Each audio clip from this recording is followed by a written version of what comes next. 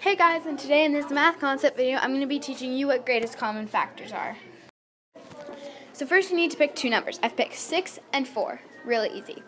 So now you need to make your factor trees. So 6 is composite, so 3 and 2. 3 and 2 are prime, so it's good. 4. 2 and 2. 2 and 2 is prime, so you're still good. Okay, so now you need to find the common factor. So the common factor between these two is 2. 3 and 2 aren't the same, but they both have a 2. So that's the common factor.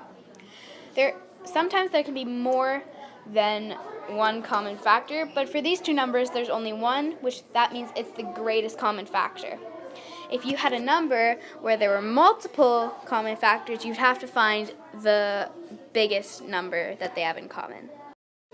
Thanks for watching. Make sure to check out some of our other videos. Bye!